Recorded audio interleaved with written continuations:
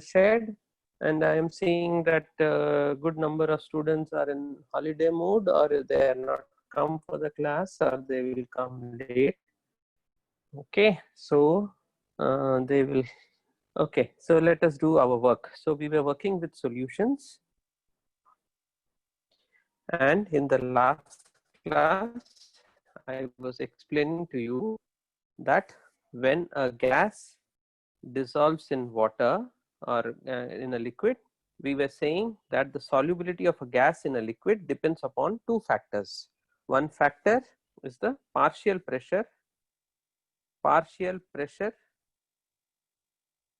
of the gas above the solution, and we said if the partial pressure increases, the solubility also increases. And then we gave Henry's law, which says that the partial pressure is equal to Henry's constant into mole fraction. Okay, this is mole fraction of the solute in the solution. Okay, then we said that if KH values are high, mole fraction is low, so solubility is inversely proportional.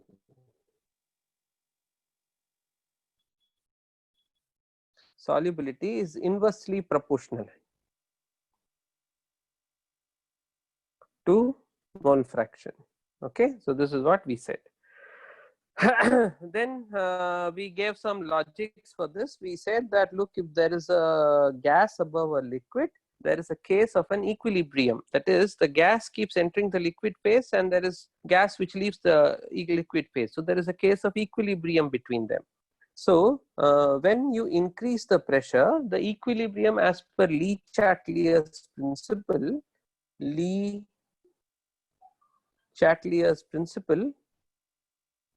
will shift in the direction so as to negate the effect. So if the pressure is high, then what will happen is there are more gas particles here. So the gas particles will dissolve so as to reduce the stress, that is reduce the pressure. So solubility increases. So this was one thing that we explained. It depends on temperature.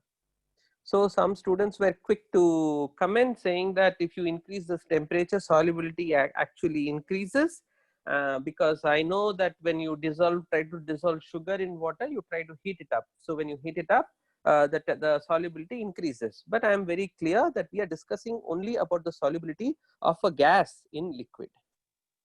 Okay, so we are discussing only the solubility of a gas in a liquid, and as temperature increases, solubility of a gas decreases. Okay, and then we try to give some logics for that. We say that look, the gas inside the liquid is mostly like a condensed state.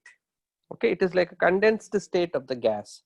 So it's a condensed state means gas has become liquid. Okay, when gas becomes liquid, it is necessarily exothermic. Okay, so now when you increase the temperature, the equilibrium will shift towards the side. It won't go towards the side, it will go towards the side. So the solubility decreases.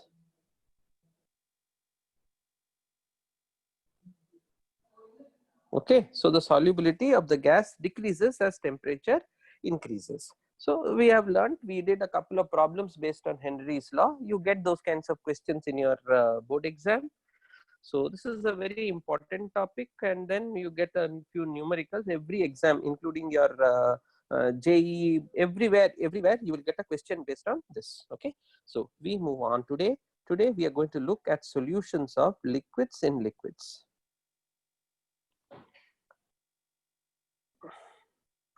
So we are going to learn of solutions of liquids in liquids. So what happens when one liquid is added to another liquid? Okay, so before we go there, so let's first understand what is this liquid phase and so on. So suppose I have a container here, then there is the liquid here. So liquid per se will always be in equilibrium with its vapor phase. That means there will be some molecules of the liquid which will be in the gaseous state. That is because of the thermal energy, and there is going to be a equilibrium between these two. So always the liquid and its vapor will be in equilibrium.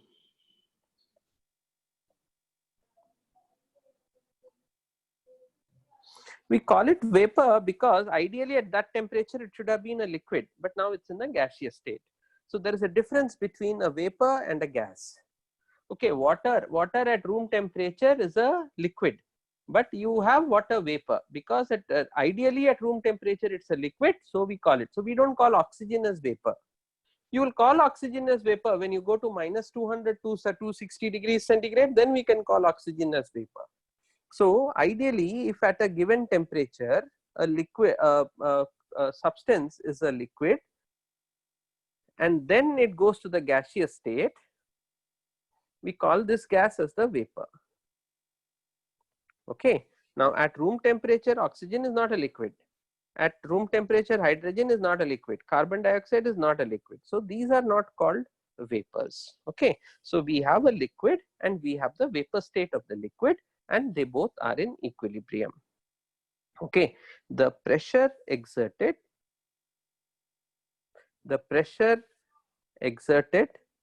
by the vapor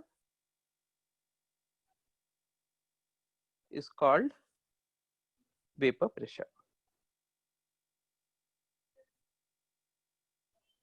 The pressure exerted. So we know the gas above exerts a pressure. So the pressure exerted by the vapor is named as, or is termed as, vapor pressure. Okay.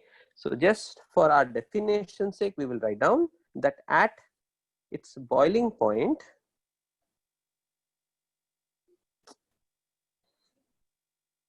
the vapor pressure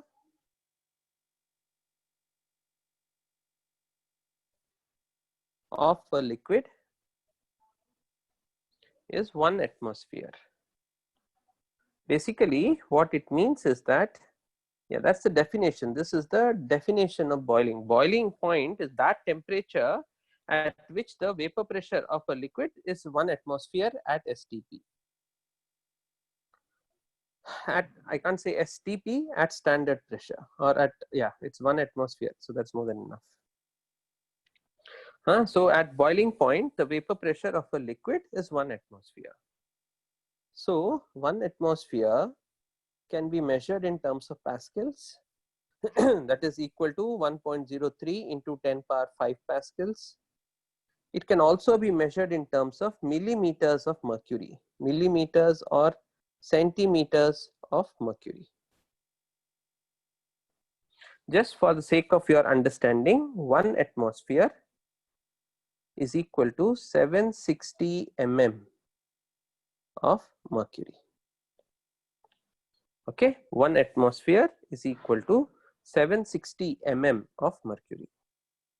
So if you can make note of this, then let me just check if there is any message for me.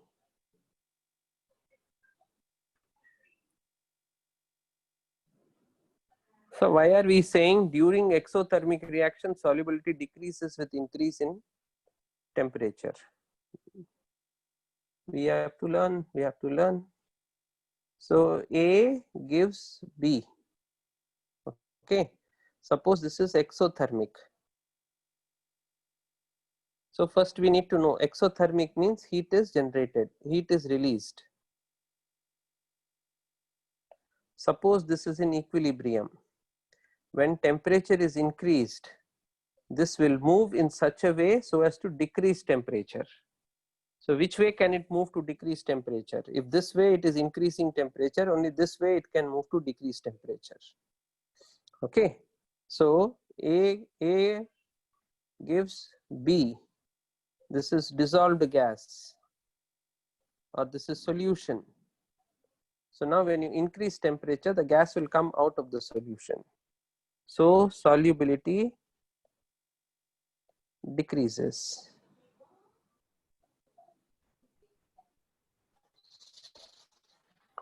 Okay.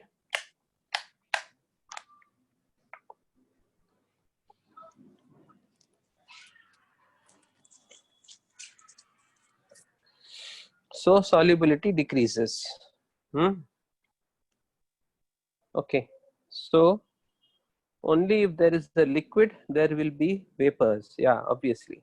Otherwise also there may be, but if there is a liquid, there will definitely be vapors. So when we say liquefaction of gases, do we refer to gases? Yeah, at that temperature, we will call them. See, basically it is 1 atmosphere pressure. At 1 atmosphere pressure, there should be. So you cannot liquefy a gas at 1 atmosphere pressure. So you have to go down at minus temperatures. The difference between a gas and a vapor. At room temperature, if something is a liquid, its gaseous at a given temperature. If something is a liquid in the natural state, its gaseous state is called vapor. Okay. At a given temperature,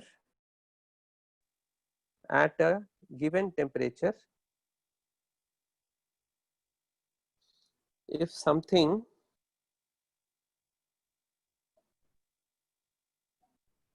is a liquid, its gaseous state is called vapor. Okay. Now this is at 1 atmosphere pressure.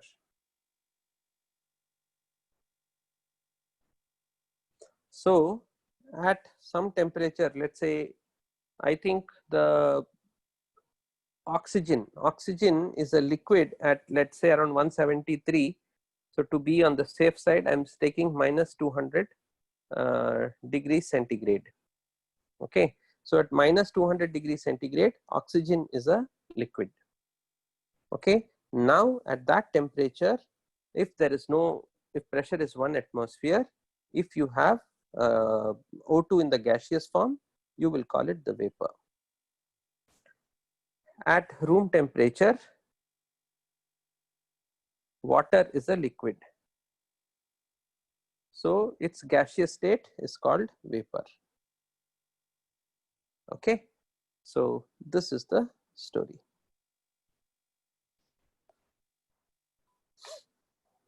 At a given temperature, at 1 atmosphere pressure, if something is a liquid, then its gaseous state is called a vapor. So that is a very simple thing. So above the liquid, there is a vapor phase, and the liquid phase and the vapor phase are in equilibrium. The liquid phase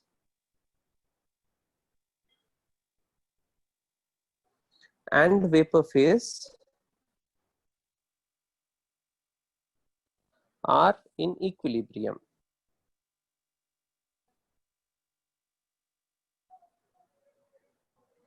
If temperature increases,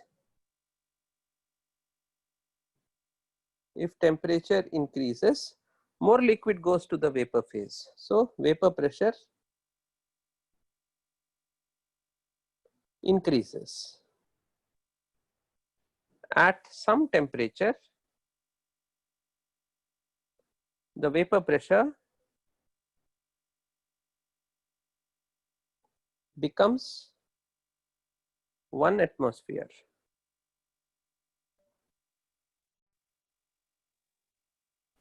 That temperature is called the boiling point.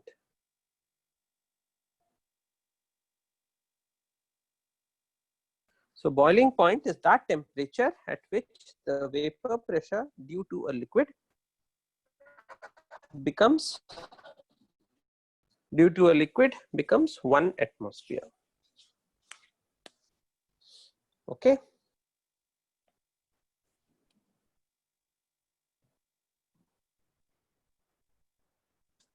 Okay. So if this is understood, now we are talking about binary solutions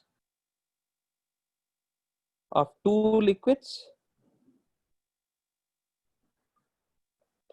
Okay. and not just two liquids, we are talking about two volatile liquids. Volatile refers to the property of a liquid to go into its vapor state. Okay, it talks about the ability of a liquid to go to its vapor state. If a liquid easily goes to its vapor state, we say it's a more volatile liquid. Alcohol, ethyl alcohol, methyl alcohol, spirit, these are all highly volatile liquids. Petrol, highly volatile liquids. Why are they highly volatile? Because they easily go to the vapor state. That means their boiling points must be low.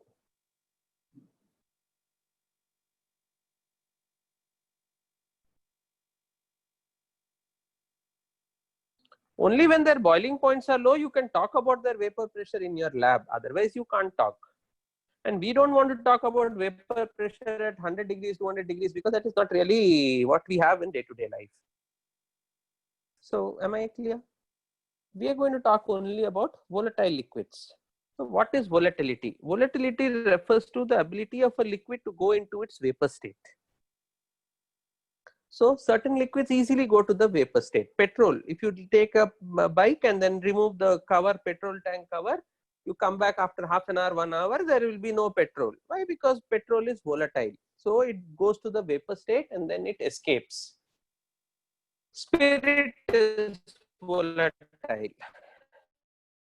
Then Dettol is volatile. Lot of liquids are volatile. So, their boiling points are a little low. It won't be like water, it will be less than water, and then they escape. Yeah, so that is what is called as a volatile liquid.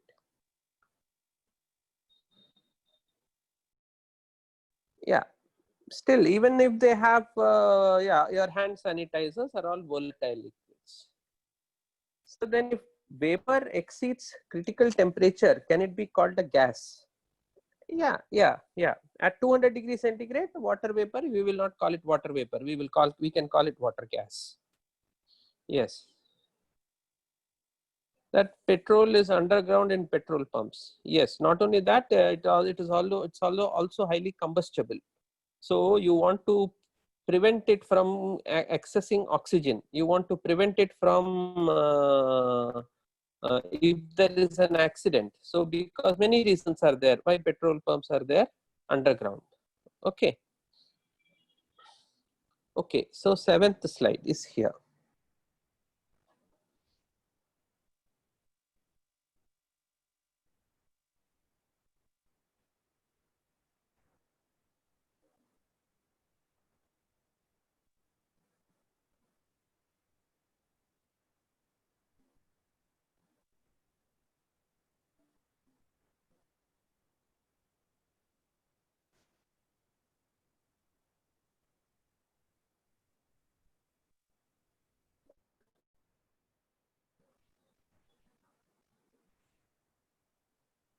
Okay, then the 8th slide is here.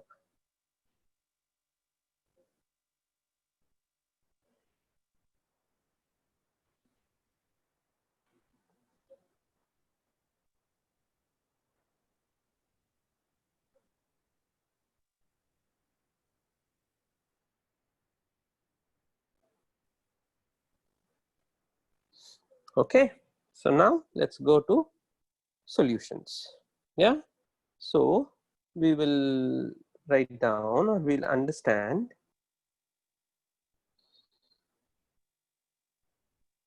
the vapor pressure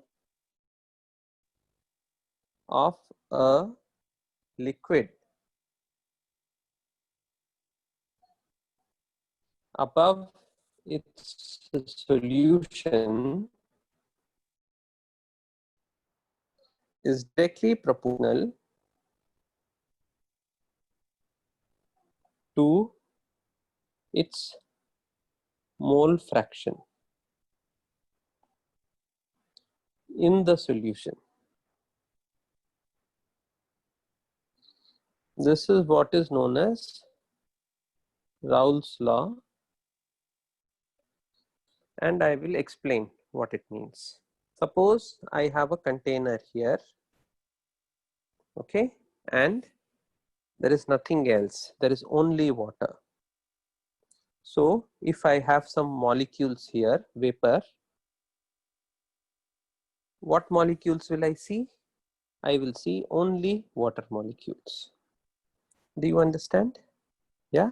And I have been explaining that at a given temperature, water will have a specific vapor pressure. So whatever it is, some X, it will be fixed. Now, as temperature increases, vapor pressure increases, right? So above this, I will see only vapor, and at a given temperature, it will have a specific pressure, and that pH2O will be increasing with temperature. Okay, so basically there are water molecules. Now there is a constant interaction between them.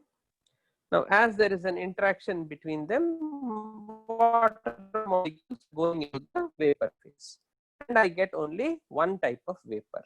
Okay, now I have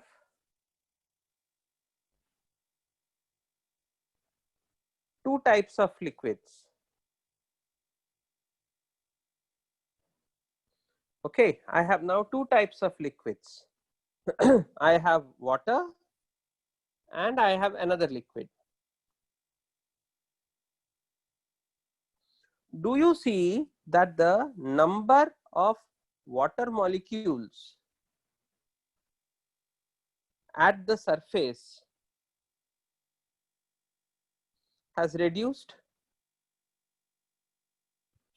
Yeah, the number of water molecules at the surface has reduced. If I go to this particular case, I'll have more molecules on the surface than if I go to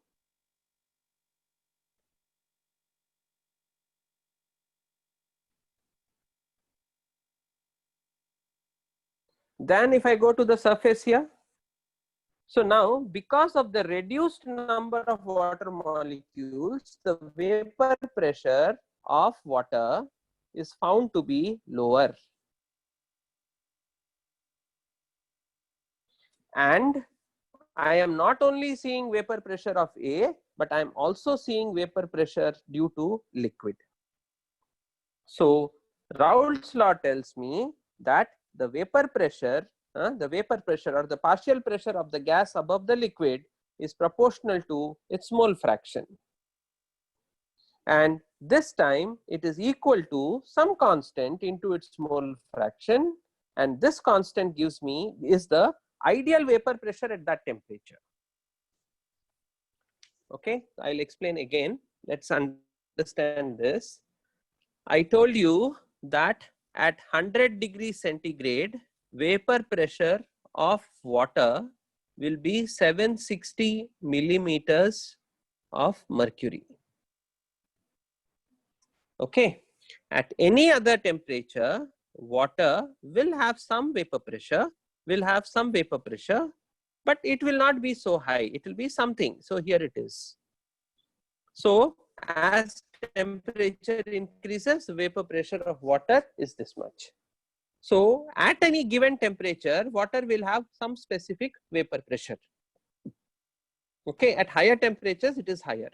So suppose at a given temperature, the vapor pressure of water is, let us say, 500 millimeters of mercury. Okay, this is for a pure solution, pure solvent. Okay, that means mole fraction of water is 1. Now, if to such a solution you add some other liquid, then the vapor pressure of water decreases. By how much? By the mole fraction of water in the solution. So the vapor pressure, or we'll call it the pressure due to water vapor, is equal to 500 when the mole fraction is 1. If the mole fraction is something, now the pressure due to H2O will be equal to this much. Do you understand? So now if it is pure, it will be 500. As the purity decreases, the vapor pressure of water will also decrease. Yeah. So please think about this. Please think about this first. Make a note of this. This is slide number 9.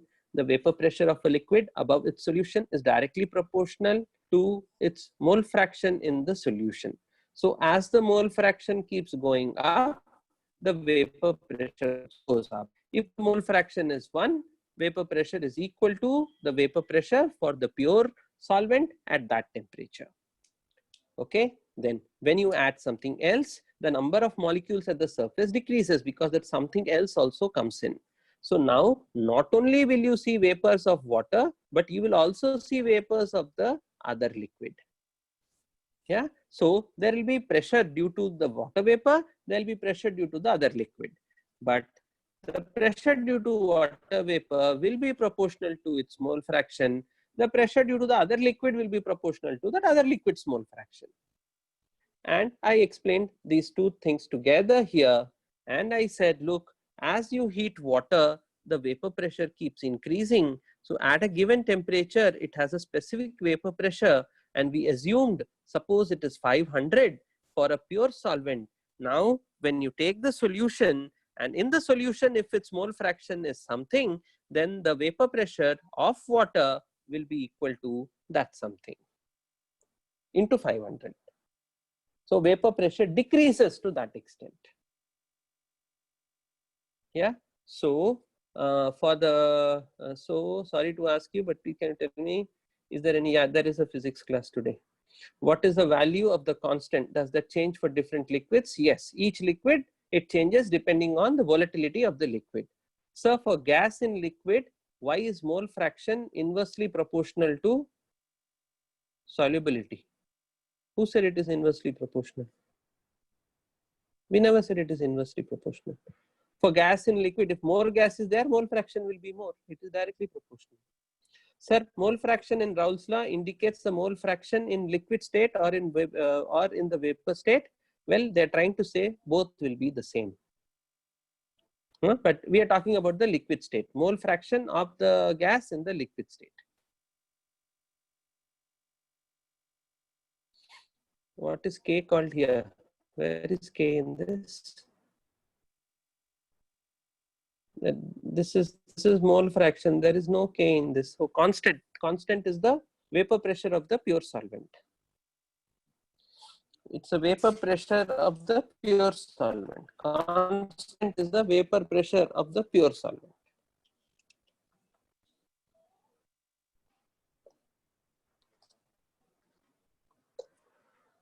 Okay, so if P naught is the vapor pressure of the pure solvent and its mole fraction is chi, then the vapor pressure of the solution of the liquid above the solution is equal to this much. Okay, so there was a question asked, are we talking about mole fraction of liquid, or are we talking about mole fraction of gas? We are talking about mole fraction in the liquid. Okay, so now suppose there is A, the pressure of A is equal to P naught A into mole fraction of A. Pressure of B, I said B will also have a vapor pressure. Pressure of B will be equal to P naught B into mole fraction of B. Now mole fraction of B, because it's a binary solution, mole fraction of B is equal to 1 minus mole fraction of A. So it will be P naught B into 1 minus mole fraction of A. So total vapor pressure above that will be PA plus PB. So that is equal to P naught A mole fraction of A plus P naught B mole fraction of B. Okay, now if you want to know how much of A is there, so this is the mole fraction of A in gaseous state or in the vapor state. So this is P naught A into mole fraction of A. So this will give you the mole fraction in the gaseous state, in the vapor state.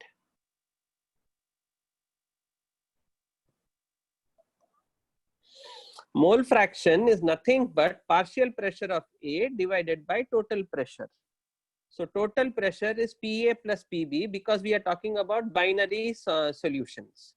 So I found out what is PA, what is PB, and simply substituted it.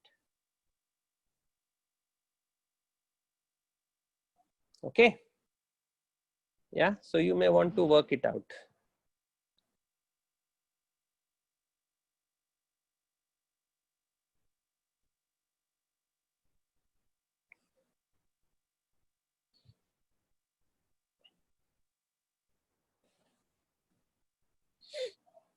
Okay. So if this is done, yes, this is to find mole fraction. The constant will change for different temperatures. Yes, it will change for at different temperatures. It will be different, and for different liquids, it will be different. Vapor pressure is the pressure exerted by the vapor of a liquid.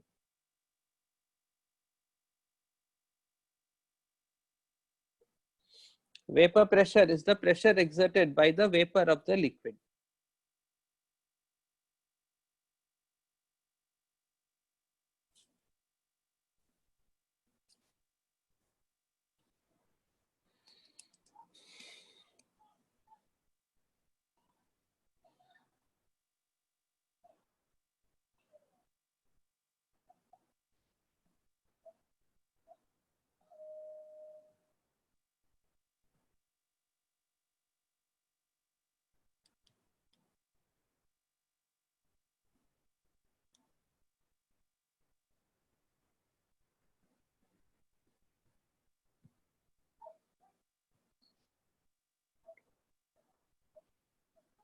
Slide 10.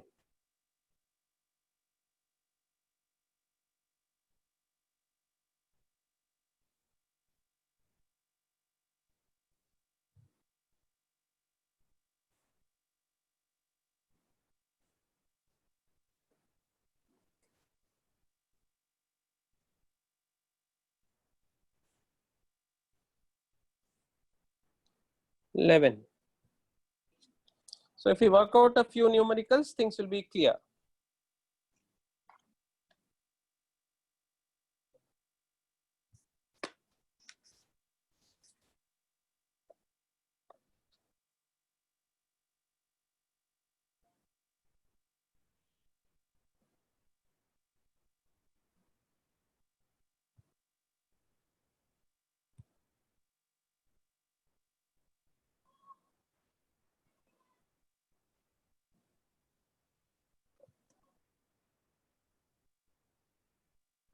Okay.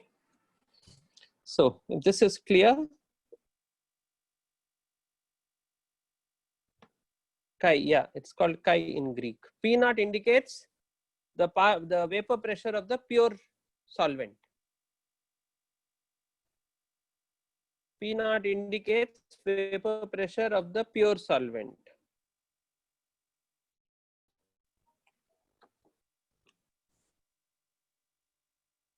So let's work out a question.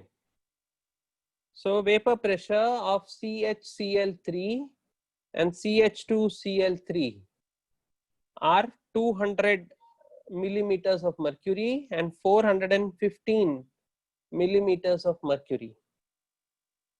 Okay, so they are asking you, a mixture is made by mixing 25.5 grams of CHCl3 and 40 grams of CH2Cl2.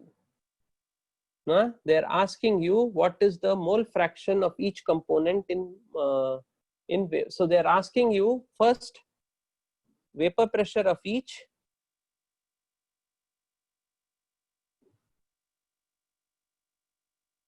second they are asking you mole fraction of each in the vapor state.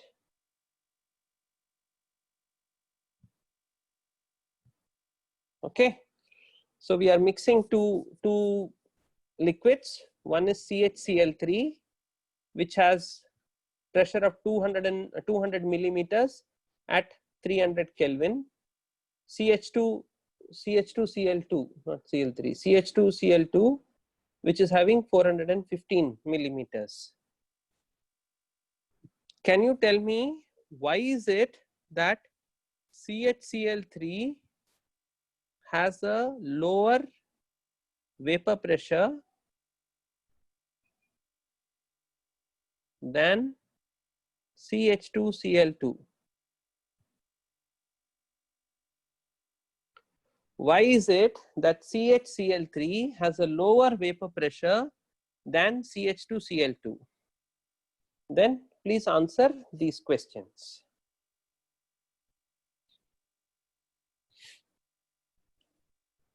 So the way we go ahead with them, if I will demonstrate it to you.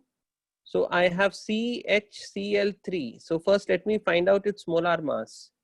12 plus 1 plus 3 into 35.5. Then I have CH2Cl2. So this is 12 plus 1 plus 2 into 35.5. So this is 71.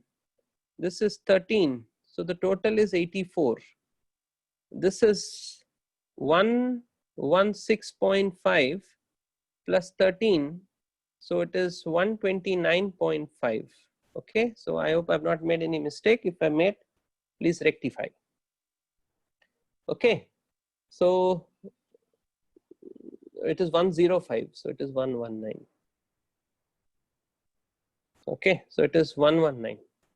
Yeah. Now, so mole fraction of CHCl3 will become, how much of CHCl3 do I have? I have taken 25.5. So 25.5 divided by 119.5 divided by 25.5 by 119.5 plus 40 divided by 84. This is a board question. Okay, so these kind of calculations you have to do, you can't avoid it.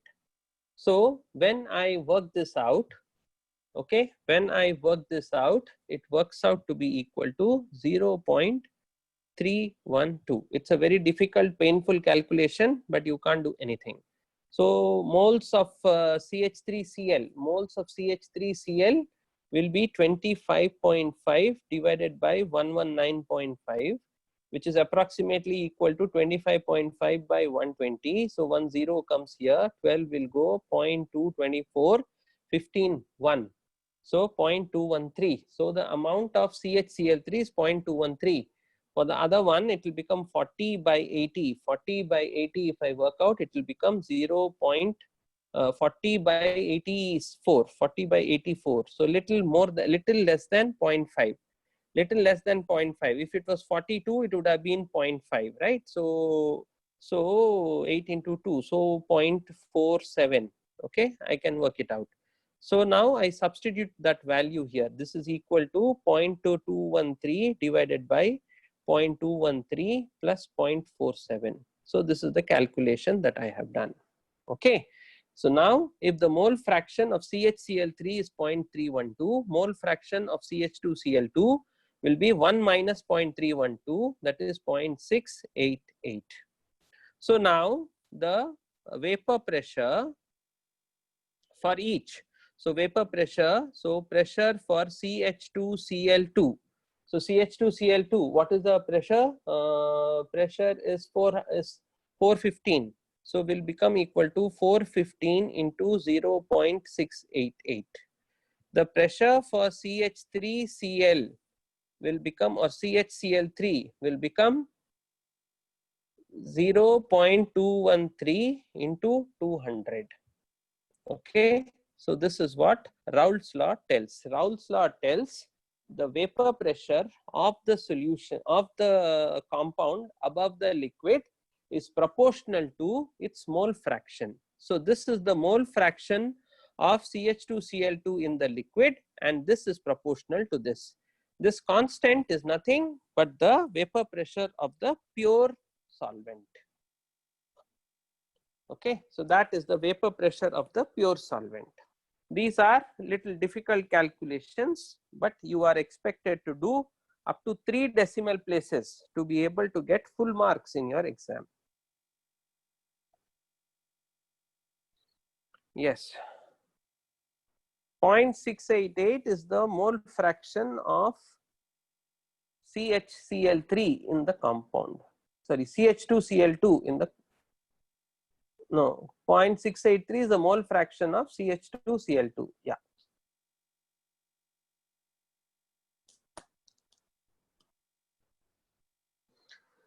I asked you about why is this less. The thing is that CHCl3 is polar while CH2Cl2 is not polar. So in CHCl3 there will be hydrogen bonding, so the vapor pressure will be low. In CH2Cl2 there will be no hydrogen bonding because yeah, so because of hydrogen bonding, CH3CCl3H will have a higher boiling point and hence lower vapor pressure.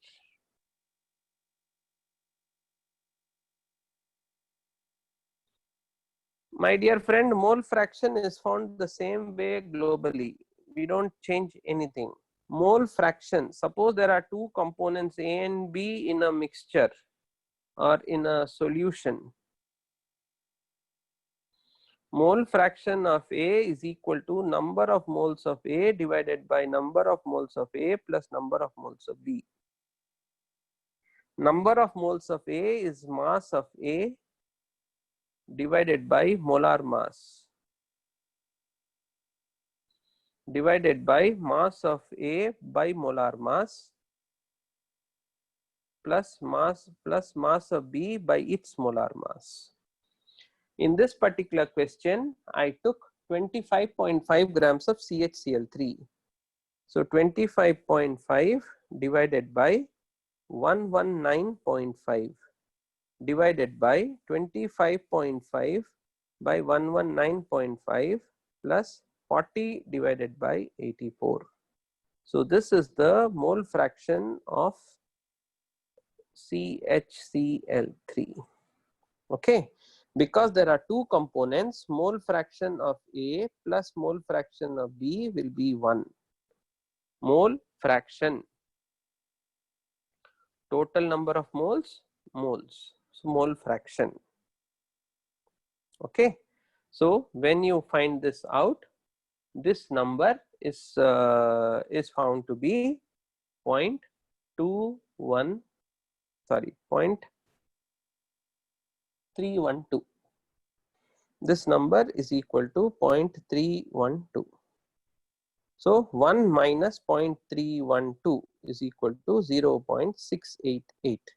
So that is the mole fraction of CH2Cl2. So that is the mole fraction of CH2Cl2.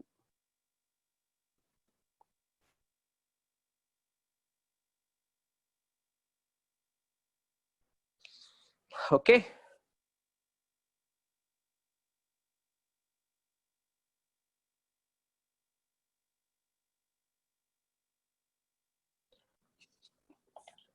So this is how you go ahead.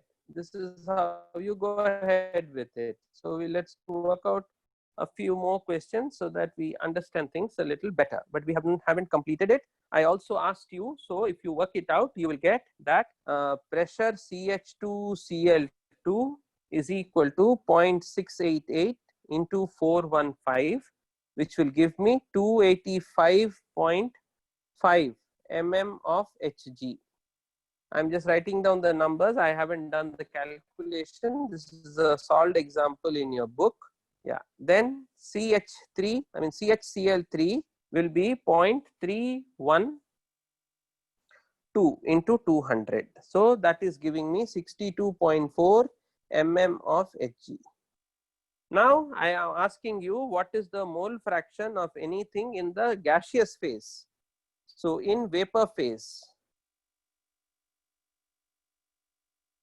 So mole fraction of A is equal to partial pressure of A divided by pressure of A plus pressure of B.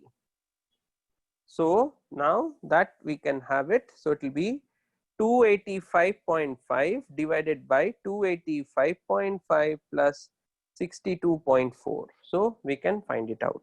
So this will give you 0.82. Similarly, 1 minus mole fraction of A is equal to mole fraction of B. So that is 0.18.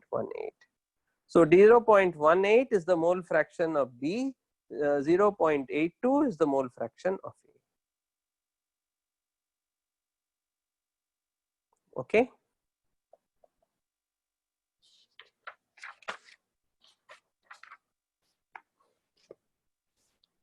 Yeah. So if you see, Raoult's law looks very much like Henry's law. In case of Henry's law, when we were dissolving a gas in a liquid,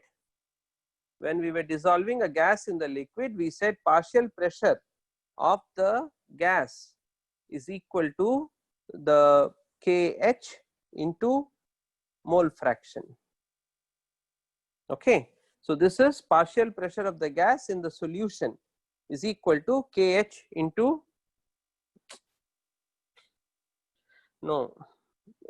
this is the partial pressure of the gas above the solution. This is the mole fraction of gas in the solution. Okay, so this is what we were saying. We are telling the same thing now, saying that the partial pressure of the liquid, of the volatile liquid above the liquid is equal to some PA that is proportional to the mole fraction of A. Only thing is that the constant is changing. The constant is now equal to P naught A. P naught A refers to the vapor pressure of pure A at that temperature. Okay, so the only difference is the constant, otherwise they both are similar.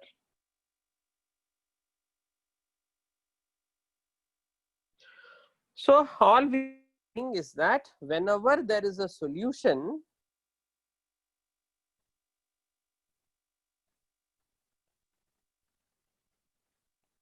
there is a decrease in vapor pressure. Whenever there is a solution, there is a decrease in vapor pressure of either of them.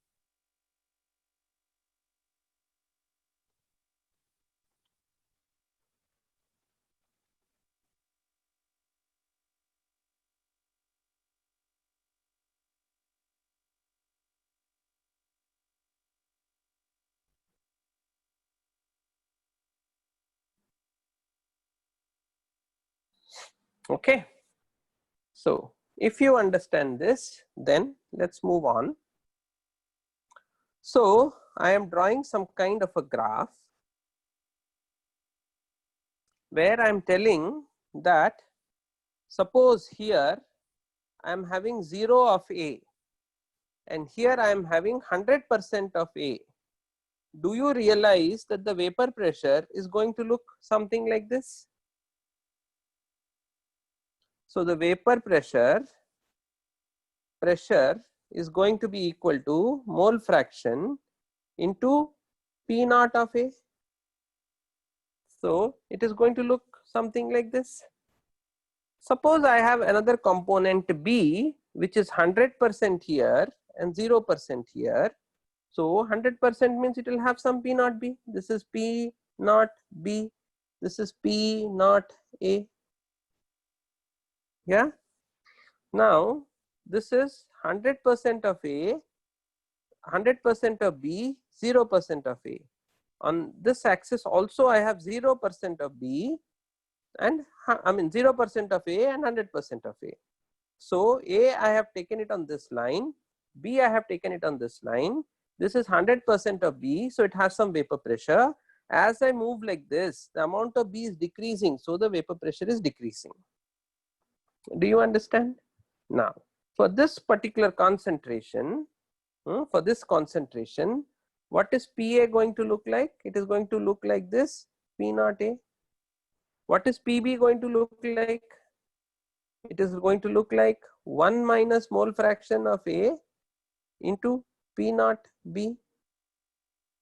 So when I club both of them, how is this going to look like? So total pressure P is equal to PA plus PB. So that will become equal to mole fraction of A into P naught A plus P naught B minus P naught B into mole fraction of A. So I can say the total pressure is equal to P naught B plus mole fraction of A into P naught A minus P naught B. That means I'm going to start from here. This is the equation of a straight line. I'm going to start from here and it is going to look like this. So this line here, this line in red indicates the vapor pressure of A. This line here indicates the vapor pressure of B. And this line here indicates the total vapor pressure.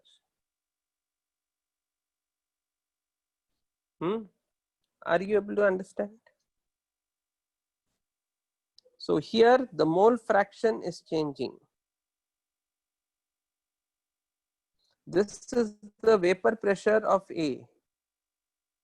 This is the vapor pressure of B.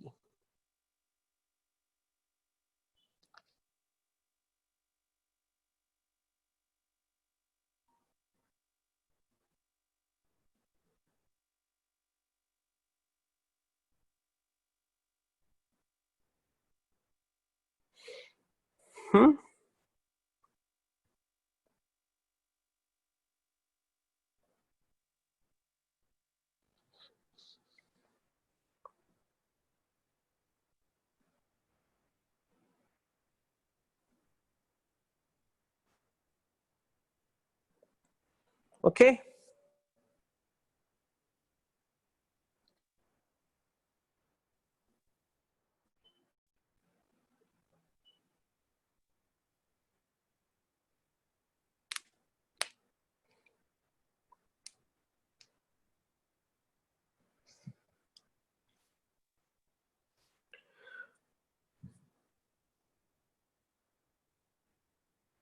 As far as chemistry portions for your exams is concerned, Nanda Kishore has already told you, so I will not repeat it. As far as the physics portions are concerned, it is the previous chapter fully again. Okay, it is the previous chapter fully again. As far as this is concerned, this is it.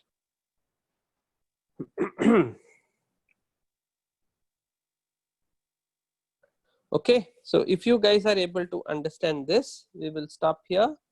We will continue again in the next class. In the next class, we will be looking at ideal and non-ideal. This is the situation for an ideal case. But in reality, what happens is the graph either looks like this or it looks like this. So there are both possibilities. So we'll try to understand, when does it look like this? When does it look like this? What does it mean? So we will look at ideal and non-ideal solutions.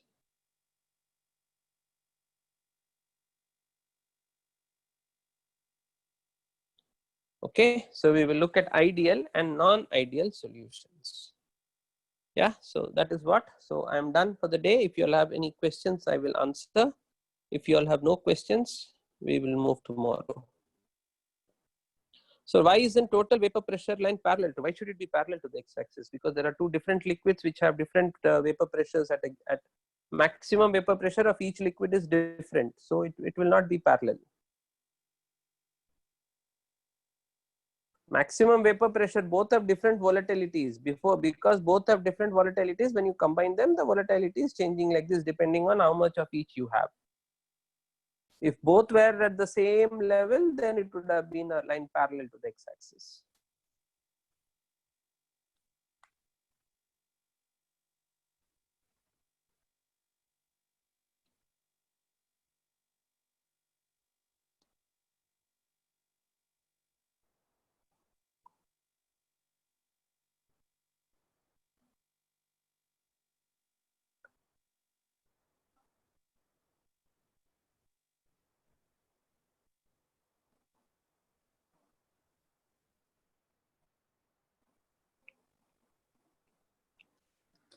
Okay. Okay, good. So take a break and then we come back. Yeah, not 2:20. We will come back. 15 minutes break is what I should be giving you. So 2:30 sharp, I will start speaking. I won't care whether you all are here or not. Yeah, 2:30 I will start speaking and then I will be working out the physics papers. I mean physics chapters. Okay, bye.